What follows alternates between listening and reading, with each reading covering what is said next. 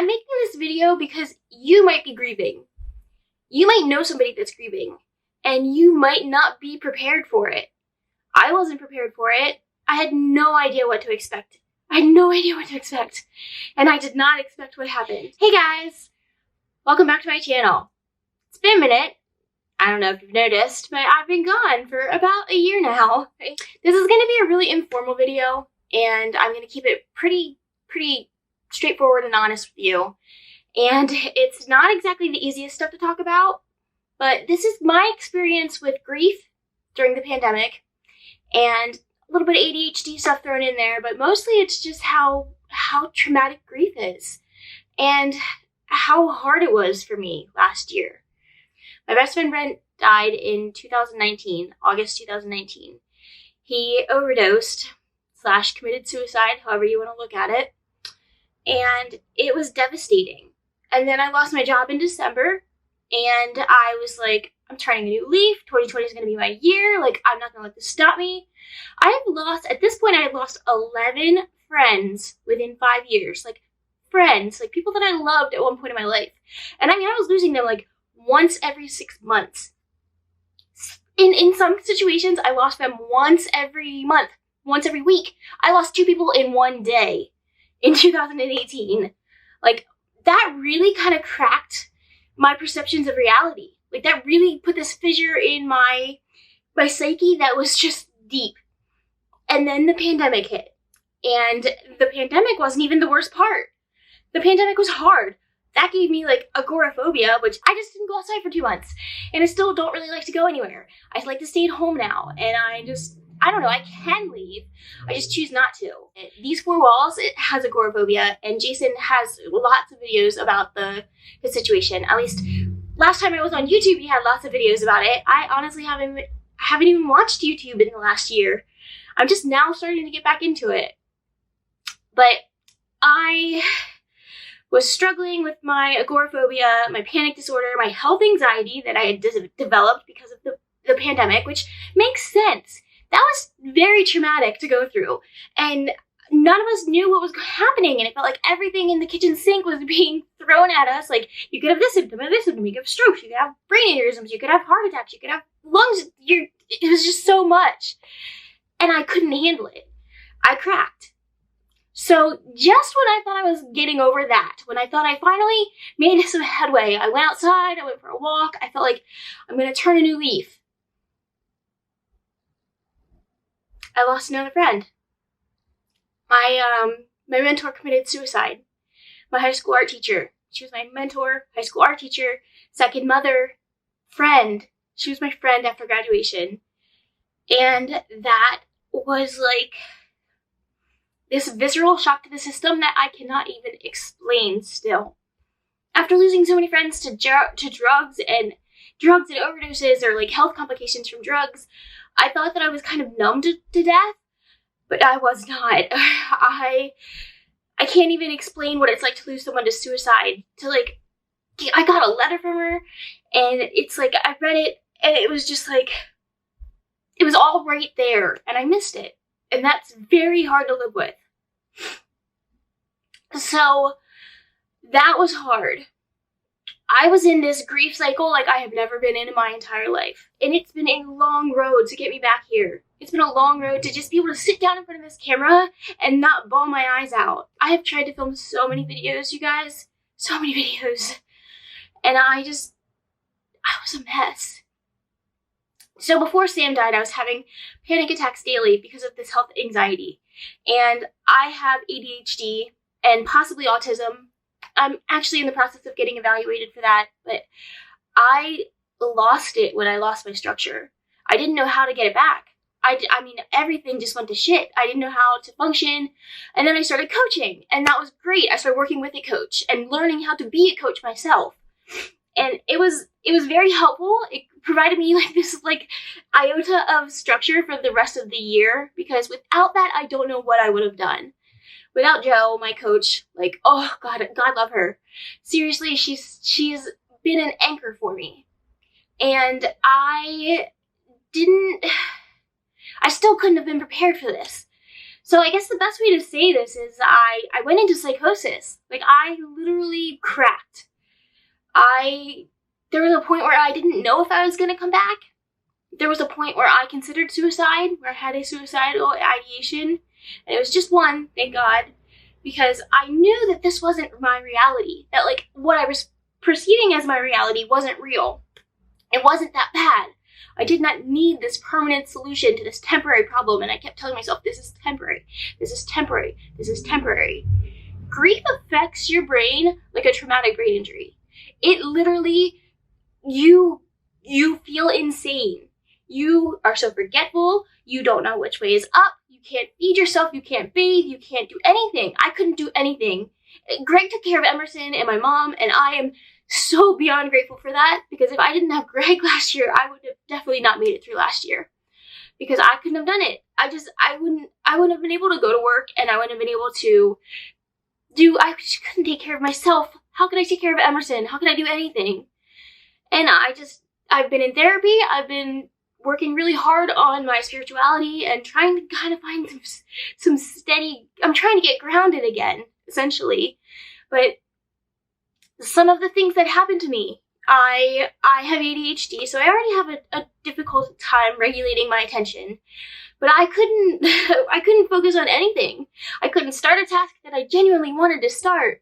I couldn't finish anything. I couldn't prioritize tasks. I had no idea what was more important. And every time I started one thing or, began it, like I didn't even really start. I just said, okay, now I'm going to do this thing. I got the idea to clean my house, to do all this other stuff. And it was just like, I was procrastinating in a way that was like, looked like it was being productive, but it wasn't. I couldn't get anything done. I couldn't get anything done. I struggled for so long with my business. And I'm just like, I was ashamed of that for a very long time. I didn't want to come on here and say that. I didn't want to say that I thought it would be easy and it's not. Like, I really screwed up, and I haven't been online. I haven't done anything on social media. I had to take time to myself. And so the distractibility, the inattentiveness, that was insane. But then I couldn't sleep. I had insomnia. I still have insomnia. Thank God right now it's not 3 a.m. It's actually sometime in the evening. But I struggle so hard. I actually had to get prescribed trazodone again. And I hate taking sleeping pills. I hate them because they make me so groggy, and I hate the feeling of being tired. Because I'm so not used to being tired, I don't know what it feels like anymore, that whenever I feel it, it triggers a panic attack. So then I have a mini panic attack every time before bed. So that's fun. Greg has to hold me and literally keep me still and hold me until I fall asleep. And I have been unable to eat. I've developed an eating disorder. It's actually called ARFID. So I'm not developing an eating disorder because I want to be skinny. I can't eat. I have sensory issues. I've always had sensory issues, and I've always had a bit of a picky eater. I like to eat what I like to eat, and I don't like to deviate from that, and that's never been an issue. But I've never had any actual, like, things that made me say no. Like, I could not eat. There's so many things I can't eat, so many things that I used to love that I can't eat anymore because the texture or the color or the shape or the bubbles in it or whatever. All I can say is that it looks off. Whatever that means, I don't really know. I feel like I'm losing my mind. There's nothing more terrifying than watching yourself lose your mind in real time and just feeling so helpless. And that's how I felt. That's how I still feel sometimes. But I know that it's better now. I know that I'm getting better. I know that I am able to sleep sometimes. I know that I'm eating more foods than I was eating. When I say that I had a restrictive diet, guys, I mean, like, I ate Uncrustable peanut butter and jellies for a while. For like 2 months, 3 months. And then I couldn't eat those anymore because I had this idea that something in the middle of it was wrong. So I had to make my own peanut butter and jelly sandwiches. So I just ate peanut butter and jelly sandwiches for like 6 months straight. And then when that went out, I had to eat strawberry popsicles. And I literally I ate just popsicles for so long that it's not even funny. My diet, I'm an adult woman. I should know better. I know better. I do know better. I just can't eat better. And it's been a struggle. It has been so hard to try and relearn these thoughts. And like, I don't know where they came from. I don't know how they happened. That's not true. I do know where they came from. It was like all these tiny little gradual things that happened. Some very unfortunate events. They changed my pipes downstairs in my basement. So I happened to see a cockroach in my kitchen. And I've only seen one. And it was terrifying. Like, literally terrified me. And I got so grossed out by it because I was like, oh my god, there's cockroaches, there's gonna be a whole infestation. Like, there's not. We've left traps, we've done all this stuff. There's no cockroaches in my house, but I am so scared that there are. It's irrational. It's irrational, and I know it's irrational, but I still can't make it stop. And then I was eating a brownie, and Emerson had brought me flowers inside, you know, to be cute, and there was a caterpillar on it, and the caterpillar got into my brownie. So I picked up this brownie and I broke it in half and I was going to give him a bite, and I looked down to eat it, like literally right before it went in my mouth, and I saw this little green caterpillar in my brownie. And so that's another thing. And then I had a moth fly into the flame of my stove while I was cooking dinner. So those three things, like, just kind of stacked on top of each other, like, really they happened within, like, oh, and the dog food we bought, oh god, the dog food we bought had meal moths in it or whatever. So it had live larvae and live moths. It was, screw you, PetSmart, you really fucked my brain. But we bought food safe containers, we have cleaned out, we like got rid of all the food and got all new food, and I can't shake this idea that my food is not good. And it's irrational, and it sucks because it's like, I know better. I want to believe better, but I know, but I don't know. And I have learned that I have to accept this. That's, I think, my biggest advice to you. If you're grieving and you're struggling right now, maybe you're struggling with irrational thoughts, maybe you're struggling with insomnia, maybe you're just struggling with severe depression, stop fighting it. Stop wishing you were better. Stop thinking you should do better, or you should know better, or you should be better, because you're not. You're not better. And you need to accept that. And I call this radical self-acceptance. This has been the game changer for me. This is the thing that allowed me to start making progress in the opposite direction.